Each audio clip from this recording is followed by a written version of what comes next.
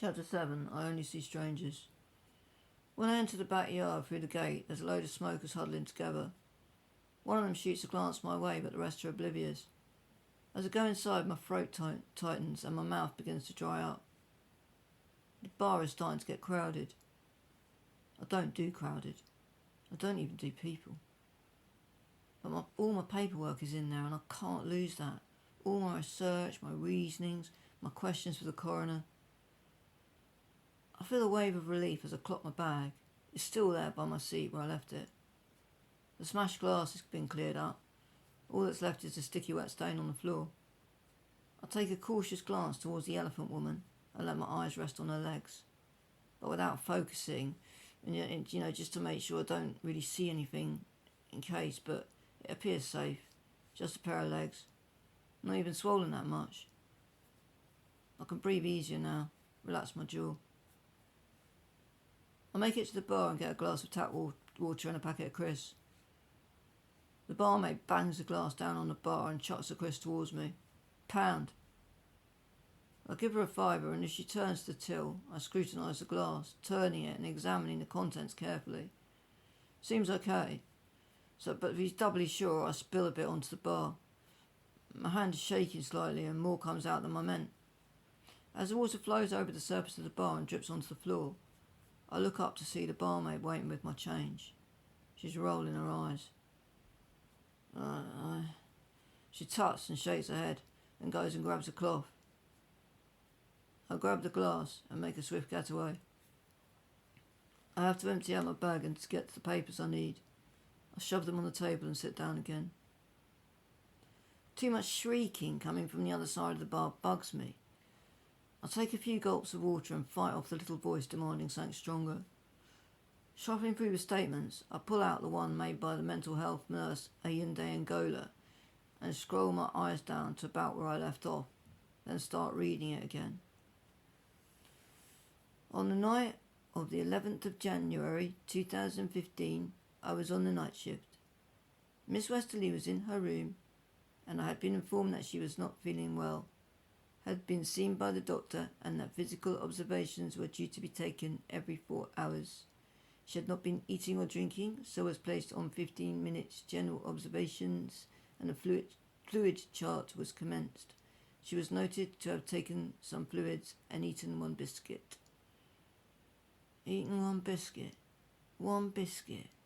I'm wincing. My own ugly spots are breaking out again. My last phone conversation with Dolly is nowhere near deleted yet. I was in my room in Plymouth. She had had leave to go to the library to continue one of the many courses she was taking online. I phoned her and the conversation went something like this. Hey babes. Hey dolls, what's that noise? It's traffic. I'm on my way back to the ward. Bastard shit. What? I just tripped these bloody heels. You love your heels, they're shit hot. Fuck off. You're legal in them now, are you? Yeah, I haven't stabbed anyone with one lately. Well, you can stab me any time. Fuck you. Muffled laughter. I've moved into another room en suite. Have you, babe? Good.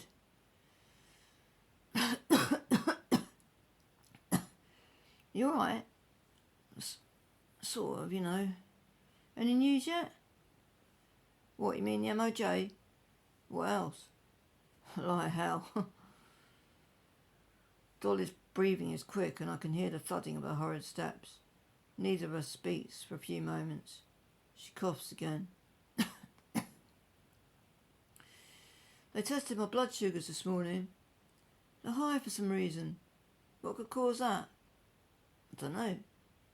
Have you eaten anything? Just a piece of fruit? I immediately wished I hadn't asked. My limbs stiffen. Well, I don't know. Fruit's got a lot of sugar in it, but I don't know. Look, I've got to go. Okay, bye. Bye. She had promised me she would begin eating again. One piece of fruit is not eating. The last time I'd seen her, the weight loss was dramatic. She was wearing baggy clothes, but it was obvious. And the truth is, I'm a bastard. That's what she used to call me when she was in a good mood. You bastard. But she didn't know the full extent of bastard count within me. Dolly had a great figure. Yeah, she had a few hang-ups about her weight, but she was perfect to me. And I didn't want to lose that part of her. I was afraid if she became really skinny again, I would no longer be attracted to her physically. She had told me that she had had anorexia before and had starved herself down to 3.5 stone. I was pretty sure she was exaggerating, like 3.5 stone would mean dead, but it played on my mind. Dolly was all woman, plus-size curves, a seductress, a siren, a huge radiating presence in any room. There was no way I could imagine her in any other format. It doesn't matter now. I loved her. I know that because I would not have travelled here trying to get to the truth, prepared to face Dolly's mother, knowing how she hates my guts. No, I wouldn't have done any of this without love, and there is certainly no plus-size curves now. They're long gone. I feel a jolt and look up. Some geezer has knocked into my table and spilt lager over my bag, which is on the floor by my chair.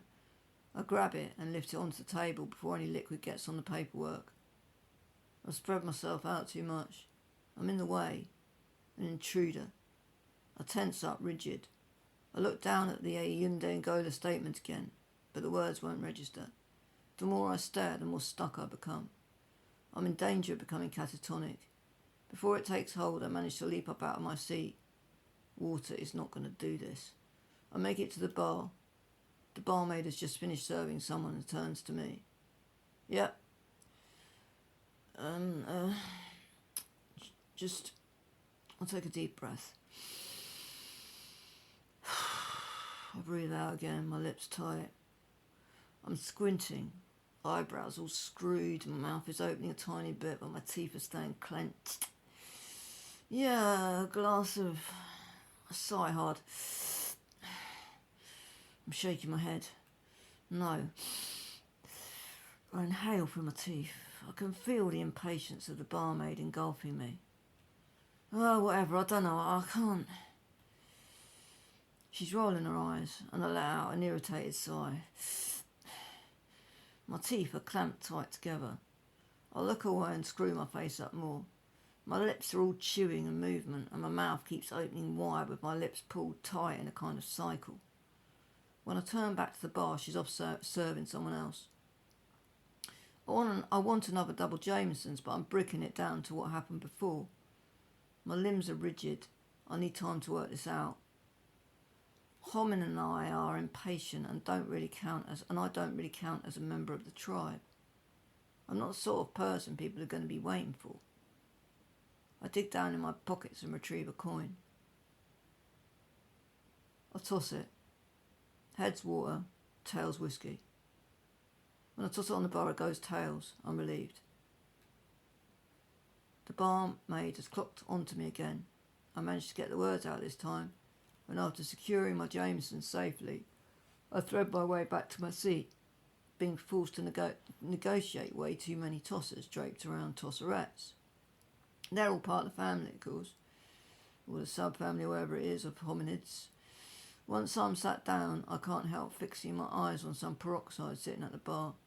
One of those slappers who can't look complete without a hand on a bum. I've never been exactly sure what you're supposed to do with brainless morons. Whether you're supposed to be wowed by staring at endless bursts of the same garbage on a handheld bit of plastic, or claim to be super duper excited at the prospect of spending Saturday trading around that shiny new shopping mall, which looks and feels like eternal damnation. Then again, they're part of the pack. I'm not. I settle back into my seat. The bar is starting to get crowded. I don't do crowded. I don't even do people.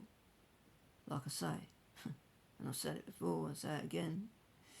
Looks like I'm the only person drinking alone. Before I came, I had in my head this romantic image of the regular with the long beard, smoking his pipe under the old oak beams, coughing up phlegm alongside his war stories. But I couldn't have been more wrong. There's not one God alone, not even alone with a phone.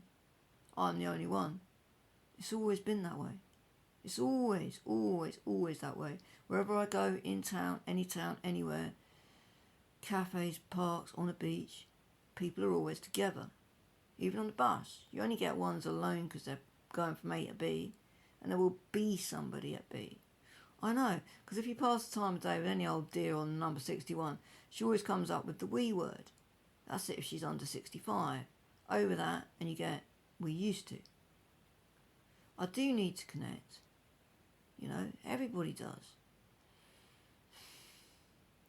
You know, everybody except those mythical types. You know, the ones who self-help gurus spend their lives preaching their unsubstantiated BS to. You just need to learn to love yourself. Well, no need for encouragement, affirmation, friendship, warmth, humanity, understanding, communication, touch, hugs, or anything else then, when you could just hang out with a mirror, stare stupidly into it, regurgitate the blatant whopper, I love you. Self-sufficiency isn't all it's cracked out to be. The damage is cumulative. Spending most of my adult life isolated has left me with a mind full of eternal feedback loops. It's long reached screeching point. Every bit of energy I've got is drained in attempts to claw away from me, myself and I. But I reach only me, myself and I, clawing at my own existence, if you can call it that. When life becomes solely a series of brief encounters with strangers, it makes you never forget one thing. Homo homini lupus. Man is wolf to another man. It's no surprises then that most loners don't venture out much. That's why when you go to a cafe, a bar, a park, you won't find us. And if you do, you'll turn your back. We're even guilty of doing that to ourselves. We walk down the street, see another one of our own kind, and don't bother to reach out. At the supermarket, we move the divider thing behind our goods at the till as if we are a robotic arm on a production line. We see the shopping behind us, not the person. We don't look them in the eye. No way, that would be suicide. We clock the chocolate hobnobs or the hummus and breadsticks. That gives us a scent.